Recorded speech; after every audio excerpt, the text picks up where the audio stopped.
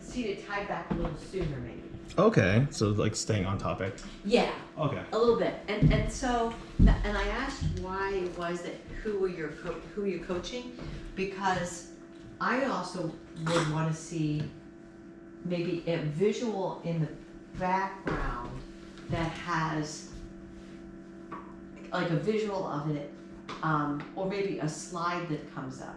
Okay. Again, that's me being 64, right, and not wanting to see like a visual as well. I think the visual of like you could make it simple, like you have keep that house thing going, have a foundation as you talk about the foundation, right, and then put your pillars, as you talk about the pillars, and then so almost like a deck.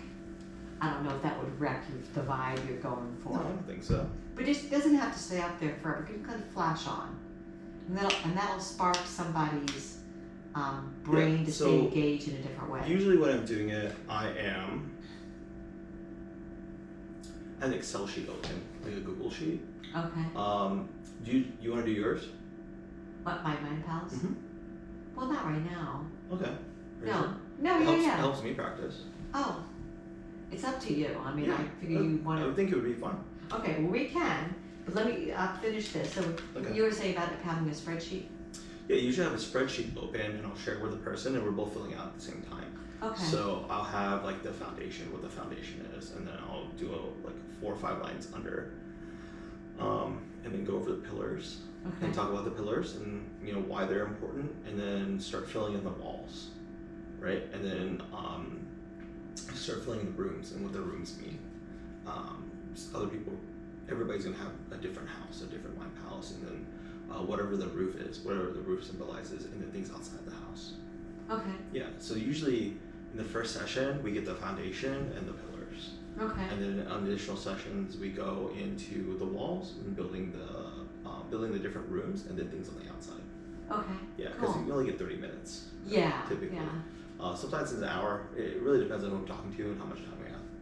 So, you say at the end something about like people increasing their pay, right? Mm-hmm. When they go through this process, because it's kind of about self-worth and self, right? Knowing what your value is and sort of physicalizing like the space that you need to be your best self, right? Okay, I understand, right? So you might say that at the beginning. I don't know if it makes sense to say that. Mm-hmm. Add that in. Yeah. You're going to create and describe your best self space and how you can live in that and thrive in it, right? Yeah. So, yeah. Yeah. I always have the reference point of whenever you have a tough decision, you go into your Mind Palace and you sit in one of the rooms or wherever, or you're looking from the outside, like what does it take to get this, or what value do I decide on that works best with this vision? That's like a visualization exercise. Yeah. No, I thought it was. I really enjoyed it. I'm glad you liked it. No, I did, and I liked hearing about. In your case, you're basically leading someone to go through their own process, right? Like why? What would your kitchen be like, and why? Someone else's kitchen might have a microwave in it. Yeah, it might not have kitchen at all. Right. Right. It just really depends on what the person's values are and what they really care about. Like, I like hosting, so I want a big kitchen. I want to cook multiple things at the same time, and I like having a formal dining room and a non-formal dining room, right? Like a Thanksgiving dining room where we have this whole spread, and then like the non-formal dining room where you eat every day. Okay. So mention visual behind it. Okay, so there are times when you laugh in it, but I just love that. I do. I love that. I love it. I love it too because it's fun. It's so it's natural. It's like you're not. It's just like I think it's part of rapport building because I like to laugh during calls and it makes people feel more uncomfortable. Yeah. Typically it does, unless the person's like annoyed or something. But that tells me something about them, and I can work with that too. Yeah. No, it's just very, it's like, oh, that's so fun. I want to hang out with that guy. It gives you that kind of feel. Let's see.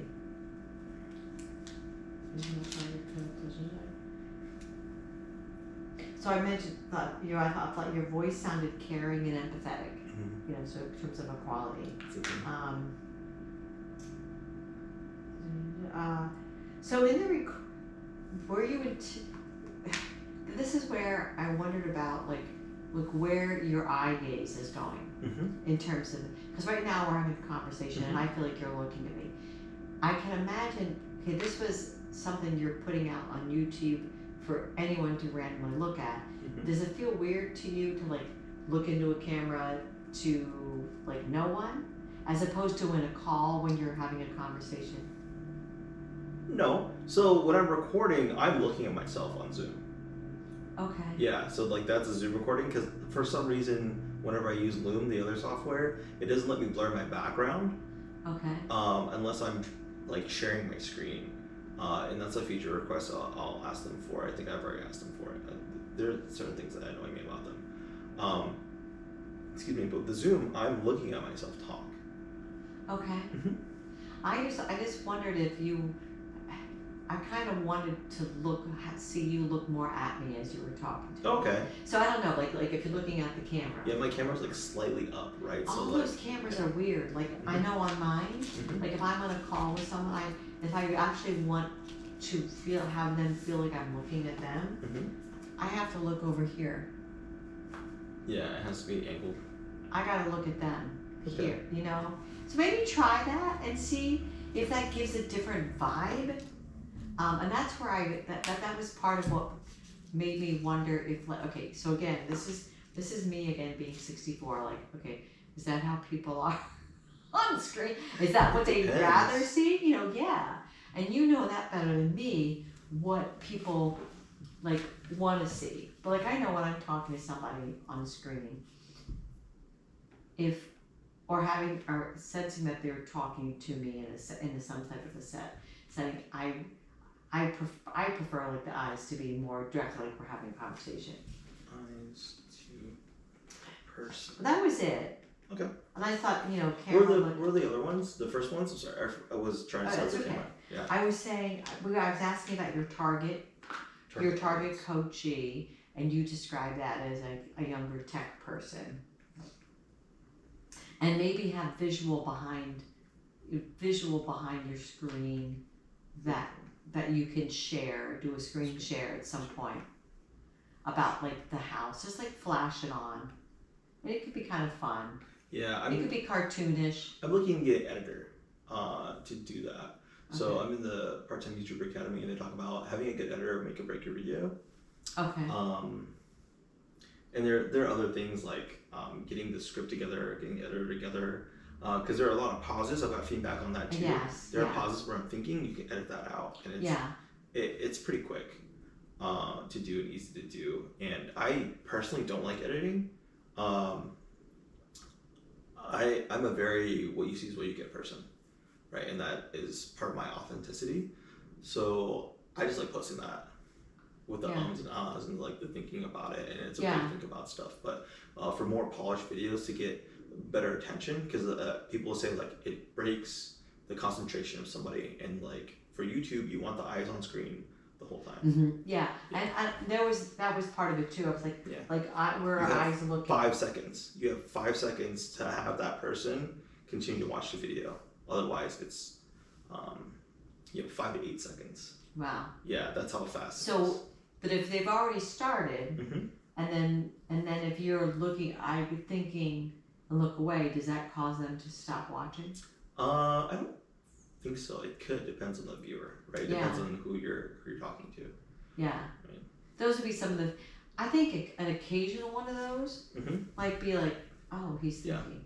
I have multiple screens, so I'm looking up at the other screens while I'm talking. Oh, are you? Yeah. So I have to tell people like, hey, I have screens above the camera, so like I'm not rolling my eyes at you when I'm talking to you, like when I'm like on the phone interview or something like that. Yeah. My daughter has those, and she has her. I actually got a deep tissue yesterday, and she really worked on my neck, kind of brutally. Actually, So did it hurt? It didn't hurt, but it was definitely a deep tissue. Because I'm like I'm sitting and I'm looking up at this angle, and even when I'm standing, I'm looking up even at a slightly less angle, and I've been feeling my neck kind of be uncomfortable, so I have to do some strength and conditioning with my neck. In terms That's of hard. So you're spending more time doing this than. It depends, right? So like I have the big screen, and the big screen is where I have data on, and then so like I will have like a zoom on half of the screen on this side because I have a 49-inch, right? So I'll have a zoom here. I'll have my notes or whatever app I'm looking at here. I'll have Discord or Teams or Slack on like one of these, and I'll have somebody's face talking on this one, or whatever have you. So I'll be doing data entry or taking notes and trying to listen at the same time. When you're having a Zoom experience, Mm-hmm. okay, yeah.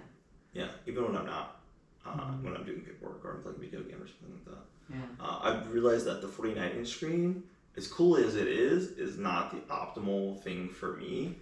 I would feel like I was much more productive, but I think, better when I had 4 32-inch screens. Okay. Yeah, so 1, 2, 3, 4 instead of like one big one and 2 smaller ones. I think that was better for me ratio-wise because I had better understanding of depth. Maybe it's like better boundaries because it's a hard thing. Yeah. But yeah. Could be. Whereas now I kind of like, I don't know.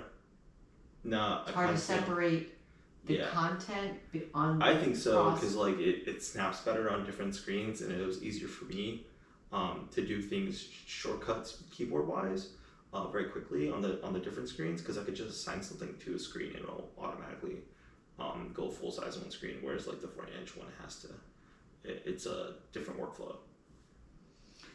Yeah, that sounds like a lot for me. I know that. It's a lot for me. It's like I'm very impressed. I'm like, wow, this Yeah. On top of like my work laptop, which is like right here, and I'm taking calls from there while I'm taking notes and stuff like that through like the VPN and stuff like that, or the virtual machine.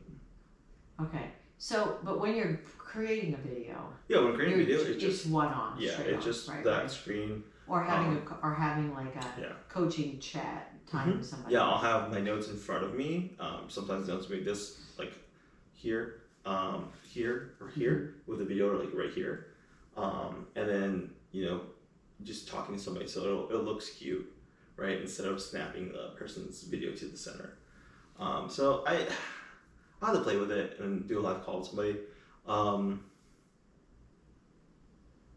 haven't done one in a while, just because I've been so busy with work. And I think doing one of those live and then editing it would be really helpful because that's basically what I want the podcast to be, right? Just me talking to people and helping them. Well, is the podcast going to be visual as well? Mm-hmm. It'll be video. Okay. It's just me talking to people over Zoom. Okay, because in my mind, that's why I asked. Because in my mind, I think of podcasts as like totally audio. Yeah. But in this case, it's going to be and like a video series. Okay. Because I eventually just want to put on YouTube, and you can't just put audio on YouTube. Right. Mm-hmm. I had to figure that out with one of the recordings I got from one of my coaches. You have to turn it into like a video file. Yeah. So and then you can put it on. Yeah. So I had to get I have a subscription to Adobe software, which is stupid expensive for no reason. And I had to attach that to like a looping video, like a screensaver kind of looping one, and then I was able to upload it.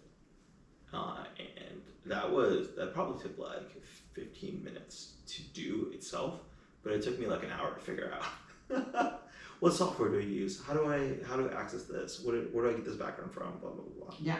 Yeah. It's a lot. I tell you, you know how to figure that stuff out. It's a lot. Yeah, and now that I have the workflow down, I can do it more often. But I don't think I want to. I just want to record a Zoom and upload it, and then find an editor to edit it. So. But those are I think the concept of it is great. Everybody that has watched the video is like, I love this concept. Yeah. Right, like the part-time YouTube video people are like, oh, I love this. right? Like in Is seeing you anybody coach else yourself. putting it out there? Mm-mm. That's awesome. Nothing like this. Yeah. There are other people who are like, there's a guy, Caleb Hammer, and he kind of like makes fun of people. He's a financial coach, and he kind of just roasts people live, like face to face. And I was like, I don't want to do that, right? And he's gotten better about it, but like his is more like a shock value. When you do that, there's another guy, Ramit Sethi. He's I Will Teach You to Be Rich, and his coaching is much different. He does kind of shame people a little bit, but not in a bad way. Like my thing is, I'm not here to shame people. I'm here to like pick people up, like raise them, help them give themselves a raise, right? Like, but that style of sitting next to somebody and walking them and talking them through things is what I want to do. Mm-hmm. That's great. So yeah, people there's a market for it.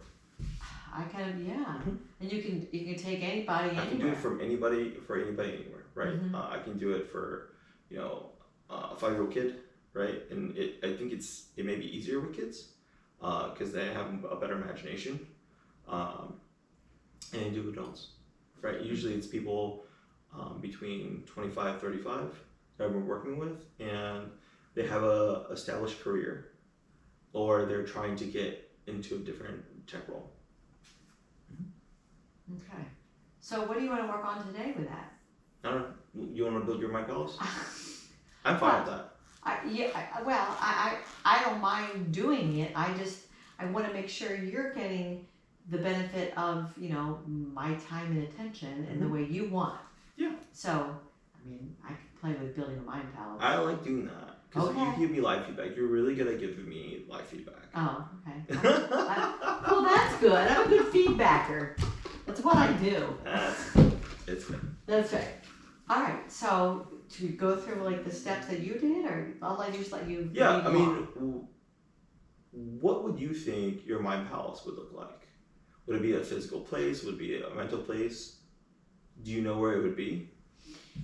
What my first thought is, I think about the places I like to go when I want to really think about something, and try to either wrestle with a situation that feels unclear to get clarity. That's one reason to have a mind palace, to have clarity. I go to the beach. Okay. So often, I like outdoor spaces.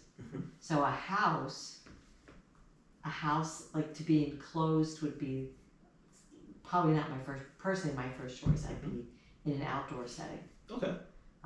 Like when we used to live in Virginia, we would go on hikes. Okay. That's nice. Yeah. Here you don't really hike. There's not too much hiking in Florida. It's very difficult to find places. Yeah. I think the nearest place to us is probably like an hour away. Yeah. And even then, it's just not as pleasant. It's not the same. No. I like a little elevation, a little up, down, little trees, whatever. So, or to go, like I said, to go to the beach. But the beach, as opposed to we have a boat, I go on the boat like, not the same. There's something about, and I can't even, it kind of bugs me, but I accept it. I can't describe why. Sitting on the beach and looking out at the water is more conducive to richer thinking, richer, deeper, more, what you would call the impact of a mind palace, than actually being out 8 miles on a boat where you're surrounded by water. It doesn't do that. It is the water breaking on the. I think it's the sand. On the sand, it is. What is it like with rain? Like when it hits, the negative ions are in the air, and it helps you relax. Really? So it's the water. Yeah, it's the act of the water breaking on the sand that causes that effect. It's very relaxing. That's why people go to the beach to be relaxed. Okay. Well, maybe that's all. It's part of it, right? That's how it was explained to me, and I'm like, oh, that makes sense. No, it could very well make sense. I think there's also the visual striking the difference of. There's contrast. This contrast. The water's always moving, but it appears still. Even on a calm day, there's movement, right? There's usually the effect of light is different in the shallow versus when you're like out there. It doesn't have to be a physical structure like a house. It can be anything. I have 3 mind palaces. Okay. Yeah. So one is the house. One is One is a hot spring in the middle, I don't know, it's in the middle, at like the peak of a mountain, right? Like a small cave with flowing water that's out, and I'm able to just float there. Oh. With like, there's a little ecosystem there with like plants growing and like fish and stuff like that. Oh, that's cool. And I'm just kind of like floating there. And then there is one, and like, you know, as I'm floating, I can look out of the cave mouth and see like the landscape and things like that. And one is the bottom of the ocean. The bottom of the ocean? Yeah. Like how deep? Like deep? Like the bottom of the ocean. Okay. Well, the bottom of the ocean would be. So I learned that one from transcendental meditation. They kind of teach you that technique, and the ocean symbolizes your consciousness, and the bottom of the ocean is like the barrier of your consciousness, and you kind of like, for me, sometimes when I'm doing TM, I kind of like sink under the sand, right? And that is me going into the no mind, no mantra, no thoughts, no mantra part of it, which is the goal of doing transcendental meditation, so you're not thinking. Wow. Mm-hmm. I was going to say that's deep, and I thought, oh, I can't say that. It is deep, right? You can't say that. And that's part of, I don't really use that one a lot. I usually use that one when I'm trying to fall asleep, you know, because I kind of have a racing thoughts mindset sometimes when I'm trying to sleep, and I'll use that one, and I'll do the transcendental meditation, like chant my mantra internally until I'm relaxing, and I'll visualize myself sinking deeper into sleep as I'm sinking deeper into the sand, and then no mantra, and it helps clear your nervous system of all the wrinkles. Oh, nice. Mm-hmm. Okay. I think if I had to think of a house. You don't have to. No, yeah. We had a house. I can think of a house. I've been blessed to live, especially as an adult, and being married with Kevin, in some houses that were just. I mean, this house is like just a really. It's really nice, and there's a lot about this house that speaks to me. If I were to try to think about a mind palace, right? And we lived in a house in Illinois. It was a 100-year-old house, and it was arts and crafts on the inside. It's really pretty, and lots of like beveled glass in like some of the built-in stuff. So there was a hominess and like I don't want to say craftsmanship, but there was something about being in that, the quality of it, and it was warm. It was that kind of a feel. I like that. Yeah, I do too. Like cabins, that type of a feel, as opposed to something that's cavernous. Okay. Although I love our house with high ceilings.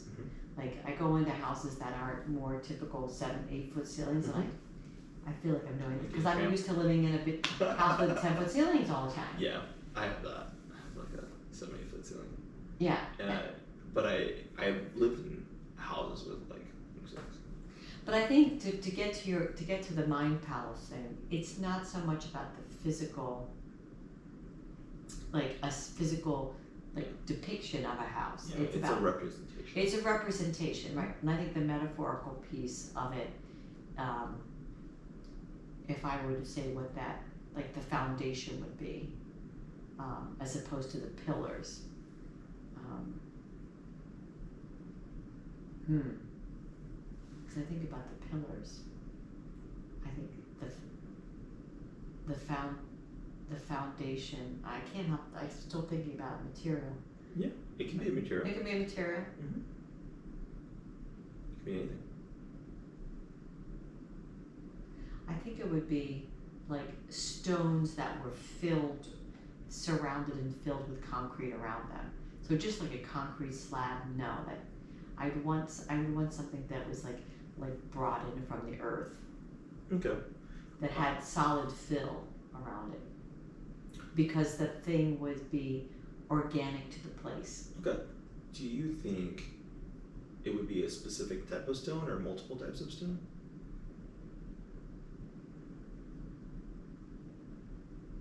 Yeah, I don't know my stones so well. That's Big okay. stones. Big stones? Big stones. That's right. As opposed to gravel. Yeah, and you can always refine this. Yeah. But I mean, you have a specific place where the stones would be from, like a heritage kind of thing that keeps you grounded into where your family's from, or Well, where you like living? yeah, like, so, again, back when we lived, I think there's stones, like, again, we don't really have stones here. Mm-hmm. We have shells. Mm-hmm. And that's nice, but I wouldn't want a house that had foundation that was shells. Mm-hmm. It's not the same. No, it's not the same in terms of, like, really rooting and being a stronger foundation. It's too floaty, although, now that I think about it, like, pretty shells would be kind of nice. If I could, like, get away from the foundation having to be solid. When we lived, I used to have actually this container right here. I brought these were all stones. These are all stones from, like, I collected from by the Potomac River. Oh, okay. And I put them in the bottom down here, and this kind of makes this little foundation thing. Yeah, I literally, some mover person packed that up and shipped it down here. She'll probably want this. Yeah, so, some, like, rocks and things like that from that area. Okay. That's I don't know if it's granite. It's probably a little bit of everything. balsamic. Yeah, like the whole Shenandoah Mountains, that area. I like low mountains. I don't need to be in the Rockies. I don't think anybody really does. Well, my daughter does. She loves that. She was alpine camping this weekend. Yeah. So anyway, I would say that a foundation, and the foundation would just be solid. But I feel like I need to say something about what the solid, what it is. We're gonna define what that means. Yeah. Right? When you step onto the foundation, what is the feeling that you want to embody? I think it was that your people and your family are there for you. Okay. So like belonging's good. Belonging, sense of community, constancy.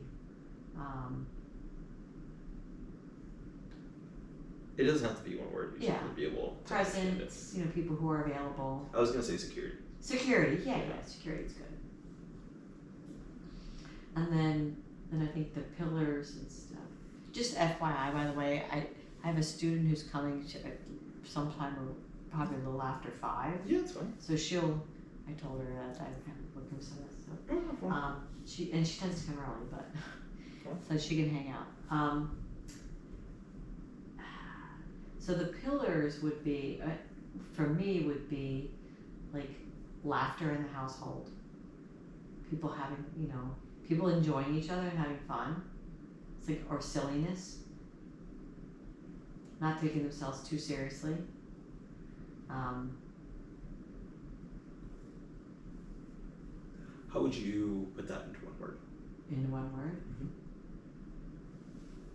Would that be like a joy? It's gonna be either joy or fun. Fun. I'm gonna make it fun. Let's say fun, because fun, fun can imply activities a little bit more, things that you do, just laughing, having a good time, Okay. Enjoying each other's company. Enjoyment? I don't know, maybe that's Enjoyment might be better. Okay. That would be one. Another pillar word. Yeah, it's basically just what you want your children to learn when they live in the house. Oh, I see. Yeah, it doesn't have to be like a physical pillar in your house, right? You're not gonna have a pillar here and put enjoyment on it. Oh, kindness. Kindness. Yeah.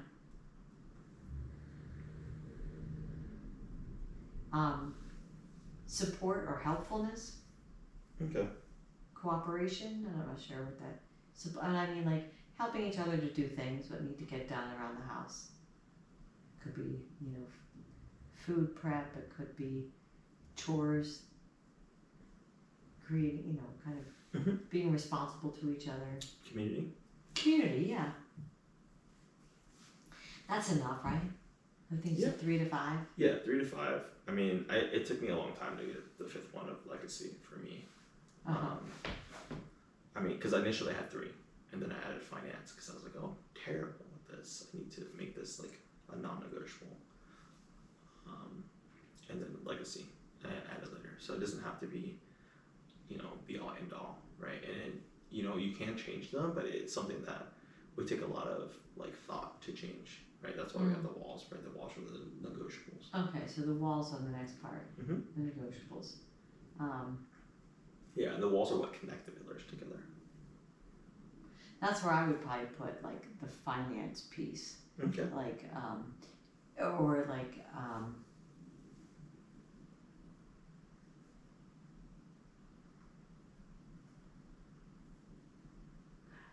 want to say like being clear in decision making.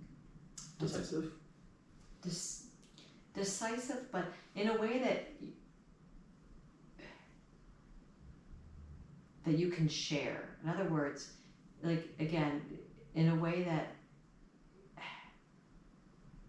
it is reasonable, not just to you, but it's understandable. I don't know how to put that in more in one word. In other words, if I've thought about something and I've decided to take this approach, I can describe it, and it's not just like random. It's not just random. Okay. Hello there. Hi, Violet. How are you, honey? Good. Have a seat.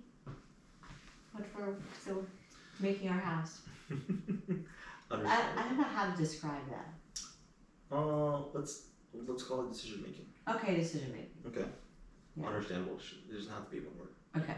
As long as you can describe it to like a 5-year-old, right? Your kids when they're little, and then they can describe it to other people after they understand it. Okay. It's so funny as I'm thinking about this, my backstory thoughts are, these are things that I wanted in my own house, but didn't always have. Right. Right. That's part of this. Yeah, it's rewriting old narratives, right? Because you can go into those situations and say, well, now I can change this. Now I have the power to change this.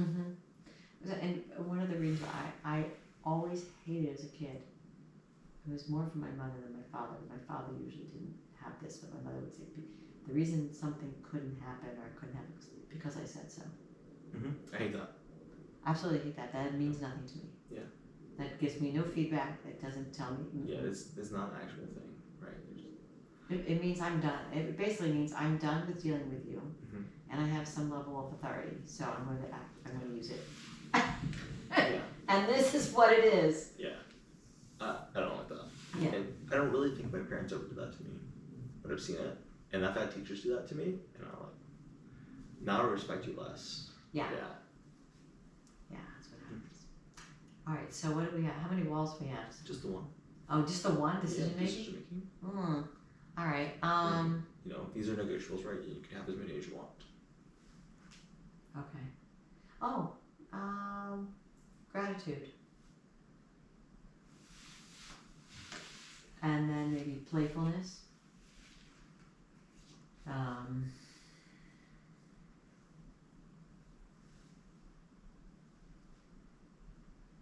Enthusiasm.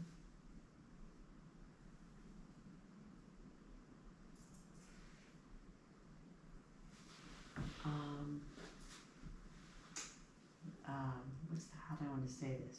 I was going to say,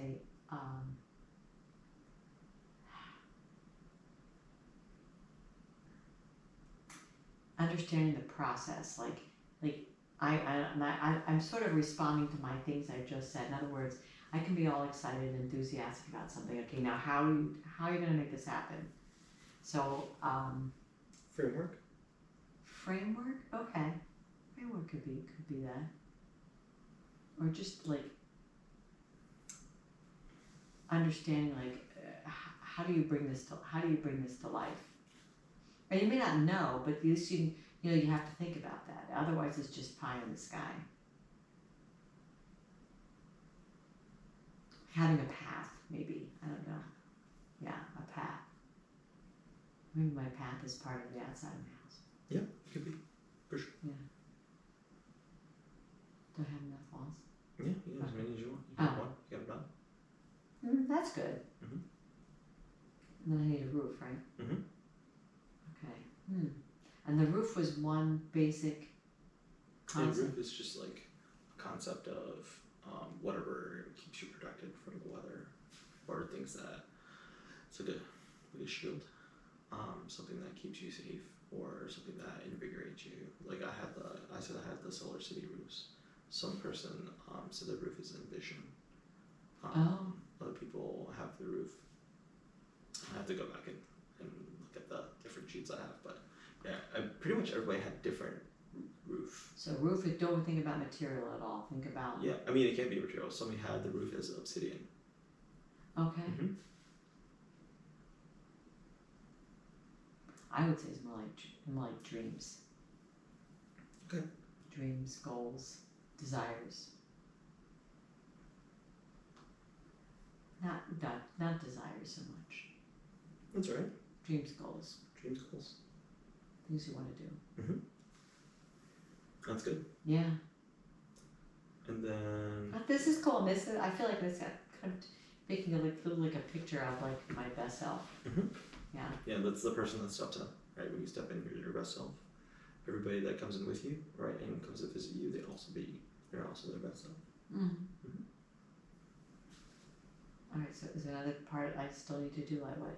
Yeah, I mean, typically we talk about curb appeal. We talk about accessories like gardens or garages, and the different types of rooms that you want to have in there, what those rooms symbolize. Right.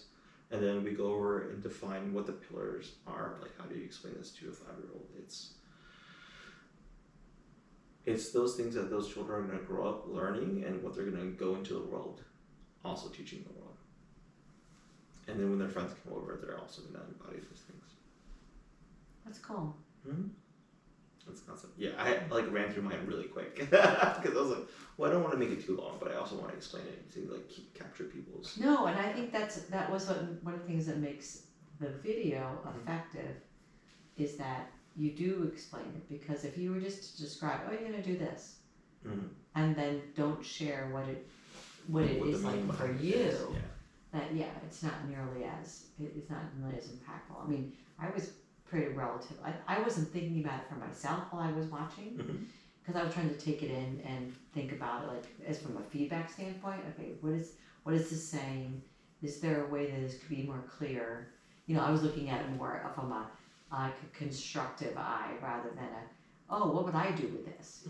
So that's why we're doing that. No, I know. That's why I love it. It's really nice, and I kind of like, will you send it to me? I kind of want to make my house, and just as a reminder, because I think it's so can be easy to forget, like you say, or to not even consider that this is like the space you need to occupy yourself in, right? Occupy Stacy or occupy Mikey, whatever. As you live in the world. Right. It's the presence you present, right, or who you really are, right? It helps define who people really are and how they can be authentic to themselves. How different, as you've done these with people, mind if I ask a question? Yeah, of course. How different are people? A lot. Really? Really, really a lot. But I mean, I'm talking to people all over the country in different parts of in different places in their lives. I think the oldest person I coached was like in her 70s, and she had very different answers than somebody who was my age, who had, also like a very storied career. So yeah, people are very different. Did anyone surprise you? Like, I had no idea. Everybody surprises me. They do. Everybody surprises me. Right. Yeah, because when you build a rapport with somebody and they trust you with the answers, it's not what you would expect. What you see is not always what you get, right? Somebody's roof was ambition, and you can go as hard as you go. Like, I've never heard anybody say that before, and I was like, that makes sense because this person's very ambitious. But I wouldn't expect them to say that in terms of what this is, because it changed the concept of how I help them move forward with the different things. Yeah. So did I say anything that surprised you? I'm just curious. Now I'm curious. Not yet. Not yet? Actually, your foundation for me was very surprising, because you talked about the different places you lived and what you really wanted to embody in what the My Palace was. Because I thought we were just gonna be like standing at the beach initially, and then you went back to the concept of building the house, because I think that is more structured. Yeah. Well, then I'd be done. No, not really. No, if I was just going to the beach. No, and I do love. Because we would have to describe the beach, like what color is the water of the ocean? No. What are you smelling, right? What are you hearing? Are there birds? Where is the sun in the sky when you go in? It doesn't have to be like the house concept, and it doesn't have to be just the beach, right? You can describe where the beach is. You can build your own like dream beach. I've heard people describe at different times of day where their mind palace is, and having like tea time, right? Or taking like some people have like a coffee area break where like people just have snacks all day. Just more about the food for them. Yeah, I mean, Well, I need to put music in there somewhere. I wasn't sure. You have a music room? Of course I'd have a music room, but I actually wouldn't have a music room. I'd probably somehow build that into my foundation, have like singing stones or something. Okay, yeah, that's definitely something. Maybe it would be a wall, part of a wall, or a pillar. No, I think the pillar would be ways of like something about expression.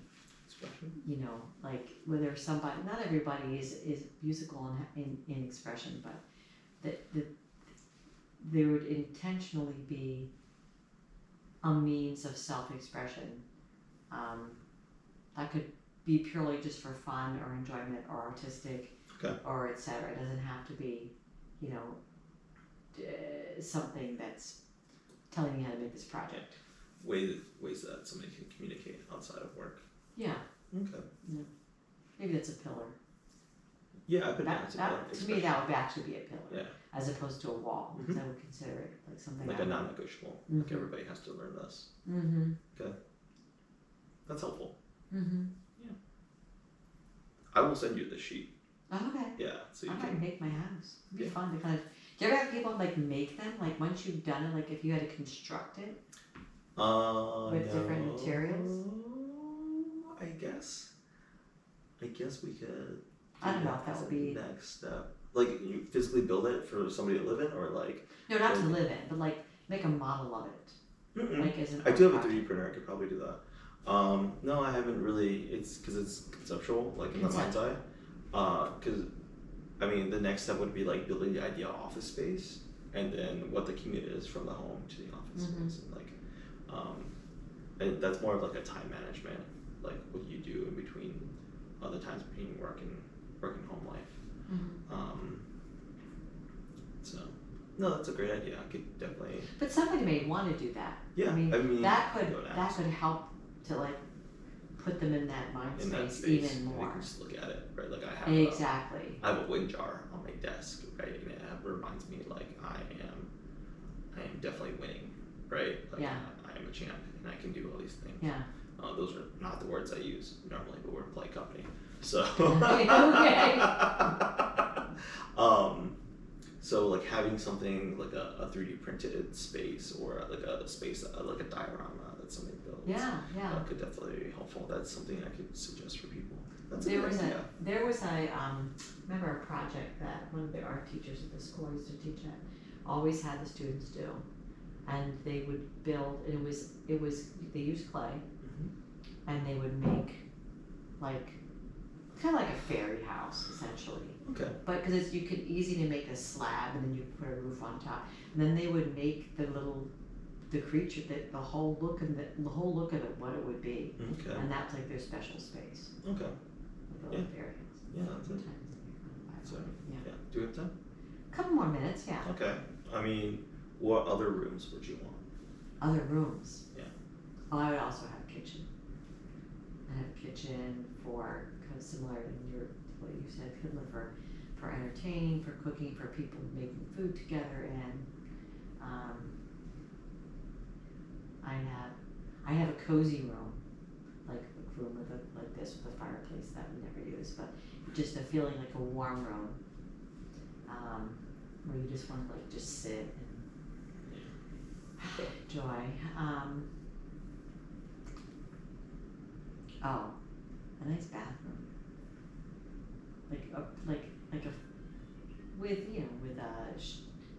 for soaking, like a nice like relaxing soaking tub. like a body room. I'd have a workout room too. Okay. But my workout room would be more like a dance studio. And I would have mirrors and more space and a bar. Okay. That's it. I don't need another rooms than that. I need to eat. I need to get clean and put stuff on me. And I need to dance and make music. Do you have an idealized bedroom that you would like? Idealized bedroom? Mm-hmm. Just like I like, king size, but like a big bed. A nice, like a comfortable chair, like to sit in if I just wanted to sit and read, but I don't want to be in my bed. Okay. That's it. Apart from the bathroom. Yeah. What about guest rooms? Guest rooms. Oh, I don't have any guests in my house. No. It's your house. No. Yeah. Yeah, no, there'd be, a couple of guest rooms and they'd have like their own bathrooms. And, I think, they can have balconies. Although I like that we have a room now that has a balcony off of it and that's a guest room. So they can go out and enjoy the outdoors. Okay. And then the outside spaces? Lots of flowers around. Flowers, more than plants. I like flowers more, but we have plants right now. But like a porch, we put on a porch. So that's kind of inside outside space. Okay. A pool, a place to be in the water outside. Maybe it's a hot tub, I don't know. We haven't decided where this house is yet. To be anywhere, have a hot tub. Yeah. I don't have a pool in my palace. Let me think about that. Yeah, well here, pool is almost like a hot tub sometimes. It's true. Let's see. So when your kids come home from college and they see, the house for the first time, and they're coming home, what do they feel? Like the curb appeal. Oh, from the outside? Mm-hmm. Like they're driving and they see the house, like they see the house from the corner. Yeah. They're excited to be here. Yeah, they're excited because they know it's going to be fun and relaxing and pleasant. Okay.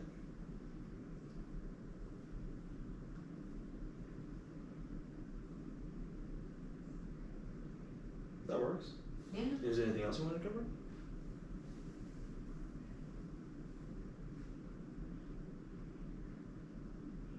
No.